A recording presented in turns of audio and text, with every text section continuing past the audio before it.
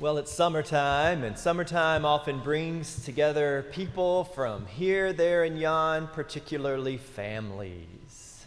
Families coming together, beach houses, lake houses, family vacations, dinner tables, perhaps with people we haven't been around for months, maybe even years. Our readings from Genesis have put me to thinking about family dynamics.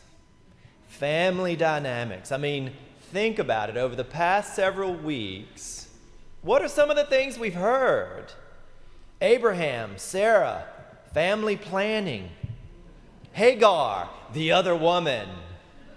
Ishmael and Isaac playing together. Sarah having a fit of jealousy and anger. Isaac and Rebekah, love and courtship and camels. You've got camels involved in your family dynamics, right? And today, we get a glimpse of the family dynamics of childbearing, the pains involved of bearing children. And then, of course, the dynamic of all dynamic, sibling rivalry. I mean, this story is for you, right? If you are a part of a family, this story is for you. If you've ever been a part of a dysfunctional family, this story is for you. If you've ever had a sibling, this story is for you. If you've ever had a favorite child, this story is for you. If you've ever been a favorite child, this story is for you. If you've ever tried to pull one over on your father, this story is for you. If you've ever warred with a sibling, this story is for you. So today we hear the epic story of Jacob and Esau introduced to us. And I say epic because the story begins today, covers about half of the book of Genesis. And the other reason I say epic is because the story is timeless. The stuff of soap operas, Dynasty, Dallas, and most recently the HBO show Succession. What sibling gets what? What sibling gets the blessing? Well, let's begin with birth order. Birth order, how we are born into the positioning of our families. Where a person is born in the line of things. For example, I'm the third of 3 children and the second of 2 sons. I am the youngest. I wouldn't say I was the favorite, but I probably am. Last night, we had some friends over for dinner, cousins, and a friend who is a twin. And he says that once folks find out he's a twin, the first question they ask is, who was born first? First. What is it about this? And in the case of my friend, these twins were born 2 minutes apart. But my friend was the second one by 2 minutes. Still, my friend says that she's always carried the mantle of the youngest by 2 minutes. So how about you?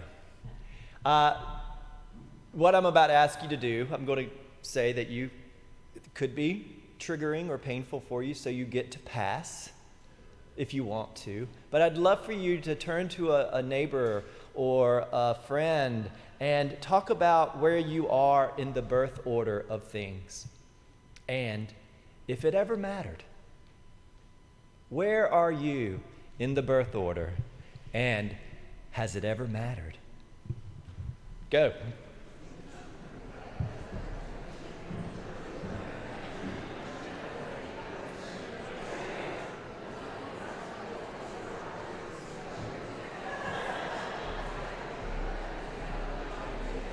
All right.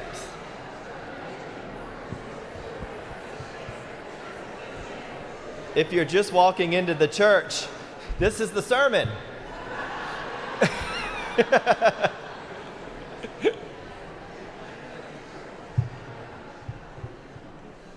All right. I'm going to have to call my brother and sister after this service. All right, so this is the deal. We're back in the book of Genesis, and remember that God has already visited Abraham and Sarah and told them that a great line of offspring would come from their line.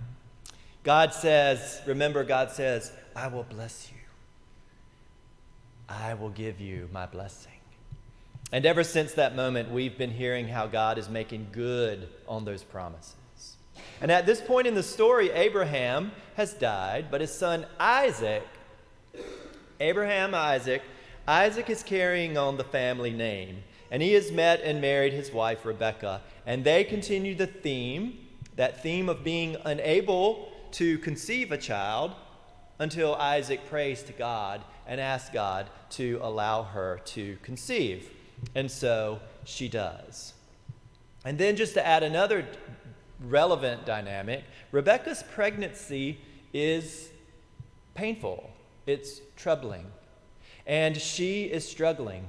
And so she goes to God and basically says, if this is what it's going to be like, I want to die.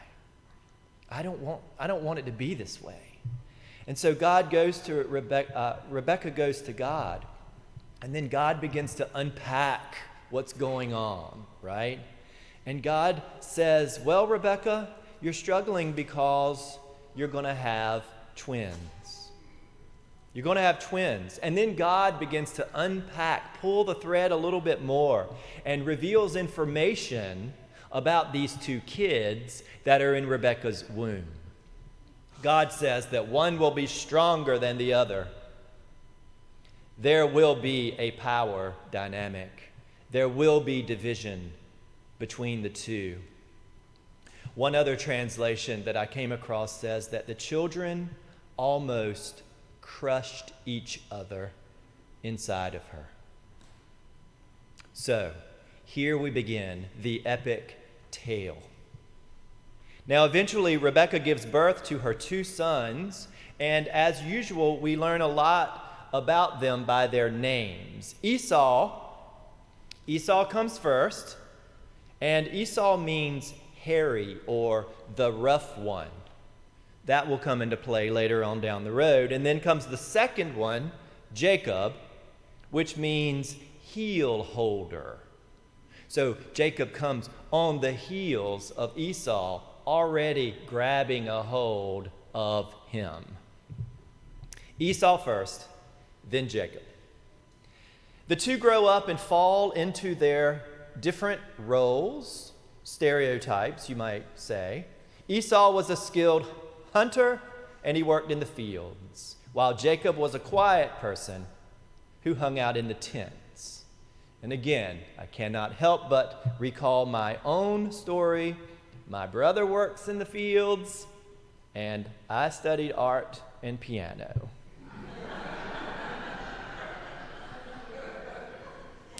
And what about having a favorite kid, parents?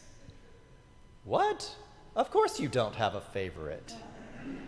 Well, if you ever play the "It's in the Bible" card, here it is. These ancient parents have preferences. The father loves Esau, and Rebekah prefers Jacob. So where's the conflict, you might ask? Well, it happens one day when Esau comes in from the fields. He is hot, he is hungry, he is hangry, and he wants to eat. And luckily, Jacob has a pot of stew simmering in his Le Creuset Dutch oven. And Esau says, "Give me some of that red stuff." Esau doesn't even know the name of what he's cooking.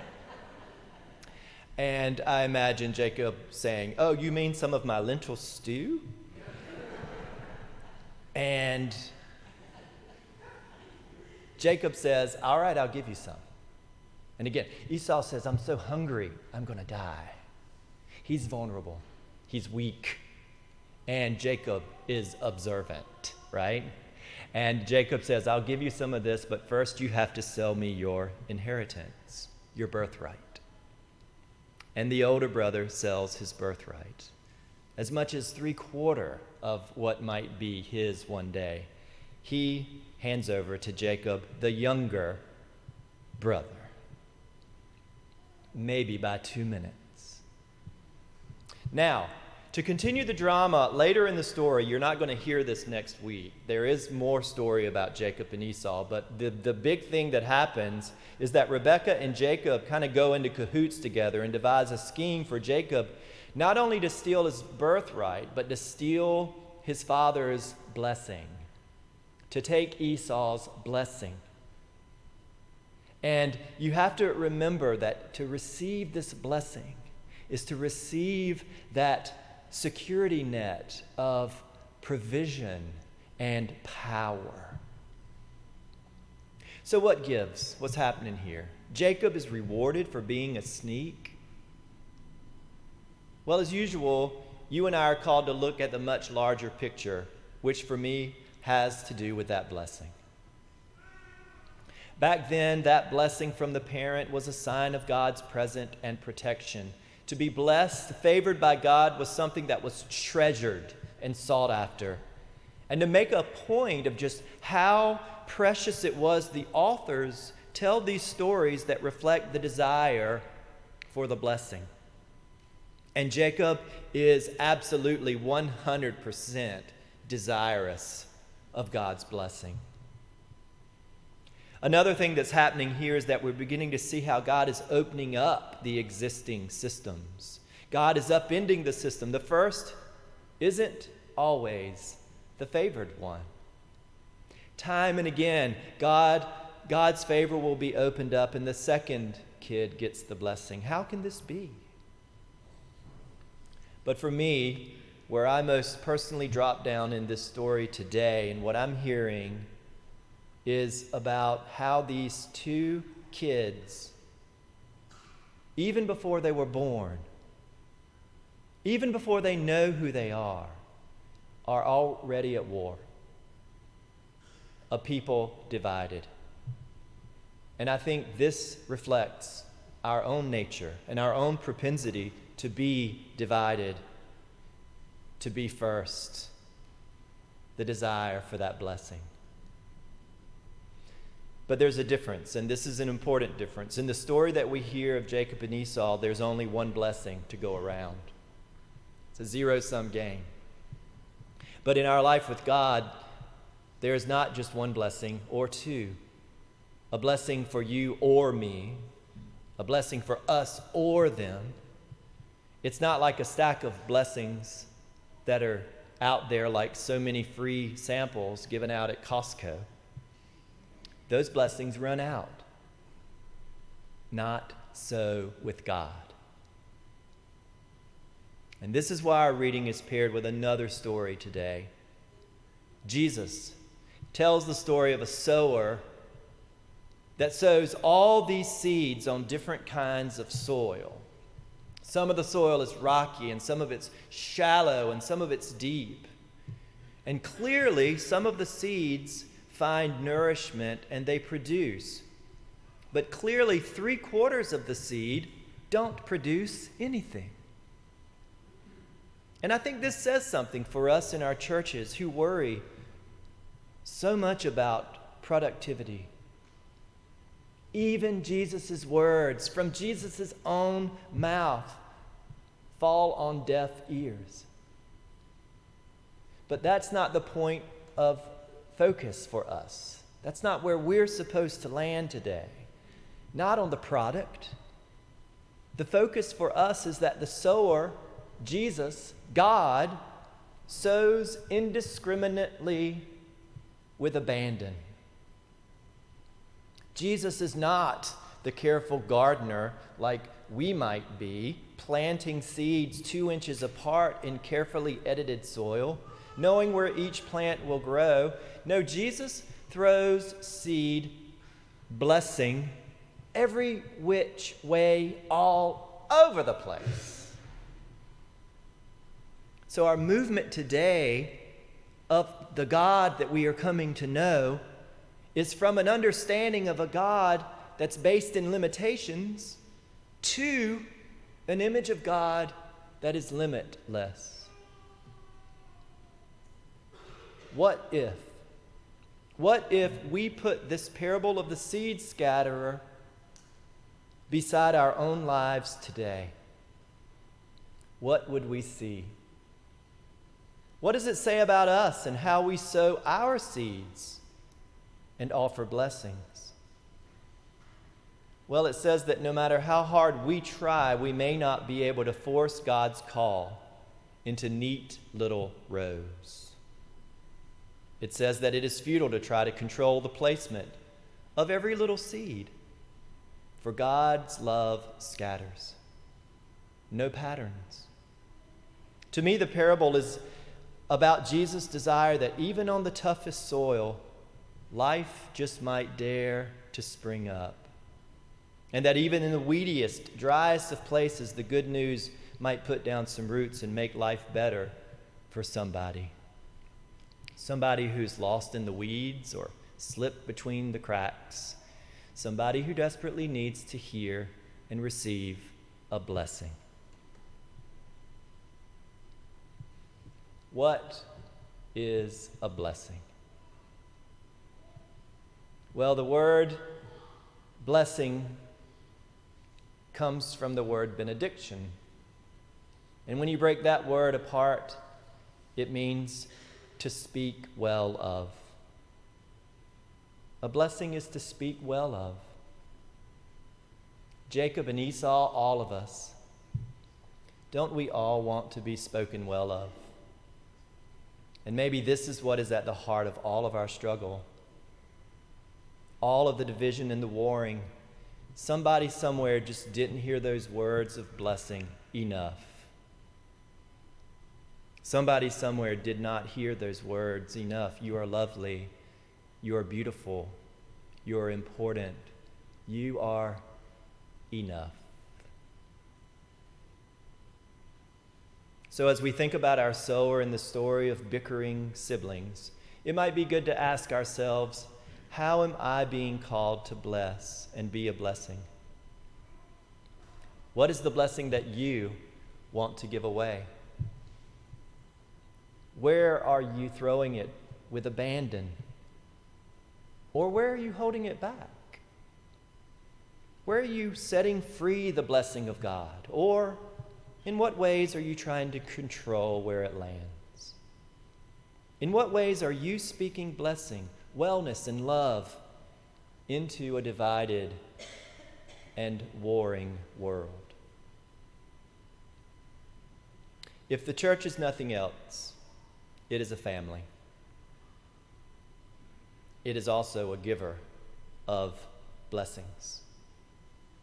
So, let's get out there, church, and be givers of grace, bestowers of blessings, not once, but every time and always.